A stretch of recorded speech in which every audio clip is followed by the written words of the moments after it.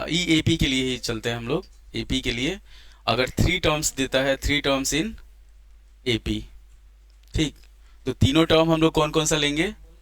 बीच वाला हो जाएगा ए, इधर हो जाएगा ए प्लस डी, इधर हो जाएगा हमारे पास ए माइनस डी। अगर 4 टर्म लेते हैं तो 4 टर्म में क्या होगा? डी जो होगा वो चेंज होते जाएगा, ठीक ना। एक बीच वाला पहले 2 टर्म लिखेंगे, ए प्लस डी और ए माइनस डी। यहाँ पे गैप जो है वो 2d का गैप है, यहाँ पे सिर्फ d का गैप चल रहा है, यहाँ 2d का गैप हो गया। जैसे इससे इसको घटाएगा तो 2d आ जाएगा। अब इसमें क्या करेंगे? 2 जोड़ेंगे तो कितना आएगा? a प्लस 3d और a माइनस 3d, बुझे।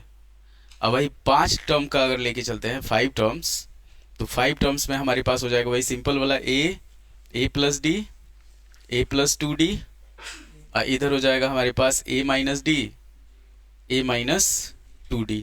और ये हम लोग इसलिए करते हैं कि दे देता क्या है, क्वेश्चन क्या देता है कि 3 नंबर का सम है 15, उसके बीच का गैप है हमारे पास, मान लेते हैं 2 दे दिया, 3 दे दिया, कुछ दे दिया। तो जब 3 नंबर का सम निकालेंगे ना, तो a minus D, a plus D, तो d से d कैंसिल हो जाएगा, 3a बराबर 15 आ जाएगा। सेम चीज़ जो उधर पहले एग्जाम्पल में हम लोग देखे हैं। तो 3 जैसे 15 को अगर हम लोग 3 से डिवाइड किए, कितना आया? 5 आया, तो ये 5 हो गया। अब d पे डिपेंड करेगा, d अगर मान लो तुम्हारा जो भी दिया हुआ हो, d अगर 3 दिया हुआ है तो 5 3 कितना हो जाएगा? 8 हो जाएगा। अब 5 में से 3 जाएगा, 2 हो जाएगा, तो 5 2 7, 8 7 15 हो गया। इस तरीके से हो जाएगा। बोलो, अरिथमेटिक मीन का सेकंड पार्ट खत्म हो गया। और ये वीडियो जो है, एक वीडियो में आपका पूरा कंप्लीट जो अरिथमेटिक प्रोग्रेशन का कॉन्सेप्ट है ना, वो सारा है इसमें। अभी एक कॉन्सेप्ट और है, सम ऑफ एन टर्म्स जो होता है उस पे। तो यहाँ पे हमारे पास पहला क्या हुआ? पहला हो गया हमारे पास एन टर्म, सेकेंड हो गया अरिथमेटिक मीन, थर्ड हो जाएगा सम ऑफ एन टर्म्स। मान लो इसी पे अरिथमेटिक मीन पे एक क्वेश्चन आ गया कि 24 को 3 पार्ट्स में डिवाइड करना है कि एपी में हो और उसका प्रोडक्ट जो है 440 हो, तो इससे समझ में आ जाएगा। होगा क्या कि 3 पार्ट, तो 3 पार्ट का मतलब होगा तीनों का सम कितना हो जाएगा? 24 हो जाएगा। तो हम लोग मान लेते हैं कि लेट द पार्ट्स बी, बुझा, एगो को a माने, एक a प्लस डी माने, और एक मान लिए a माइनस डी। अब तीनों को जोड़ के कितना आएगा? 24 आएगा।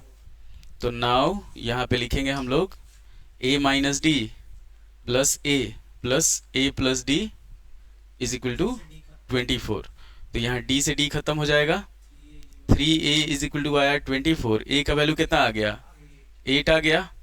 अब इसका प्रोडक्ट दिया हुआ है हमारे पास, प्रोडक्ट दिया हुआ है 440, ठीक। तो हम लोग क्या करेंगे? 8 माइनस डी, 8 हमारे पास आ गया a का value, into 8 plus d is equal to 440 हो गया। तो 8 से 440 को काटेंगे, कितना आएगा? 55 आएगा। ये हो जाएगा हमारे पास 8 माइनस डी और 8 प्लस डी का प्रोडक्ट कितना होगा? आदित्य बताएगा, तुम नहीं बताएगा। 8 minus d into 8 plus d कितना होगा?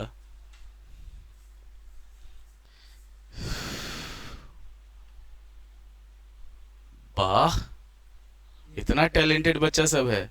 64 minus d square is equal to 55 हो गया। तो डी स्क्वायर का जो वैल्यू हुआ हमारे पास, 64 में से 55 माइनस करेंगे 9 आ जाएगा। डी का जो वैल्यू होगा वो हो जाएगा प्लस माइनस 3। अब ए तो हमारे पास ऑलरेडी है, ये है, इतना ध्यान रख रहा है कि 8 है, ये है। अगर हम लोग प्लस 3 लेते हैं तो 8 3 कितना हो जाएगा? 11, और 8 में से 3 जाएगा 5, एक नंबर ये हो गया। अगर हम लोग माइनस वाला लेते हैं, 8 यहाँ पे है, अब माइनस 3 करेंगे तो क्या हो जाएगा? 5 हो जाएगा, और इधर अगर हम लोग 11 हो जाएगा। इस तरह से, तो 11 8 5, अच्छा है 5 8 और 11, ये चीज हो जाएगा। Thank you. अब इसके बाद हम लोग क्या करेंगे, मतलब इसी तरह का क्वेश्चन रहेगा। तो इसमें तुम्हारा कौन सी अलजेब्रा भी यूज होगा, लीनियर इक्वेशन भी यूज होगा, जो मिसिंग टर्म्स फाइंड करने का रहेगा ना, वो सारा यूज होगा। अब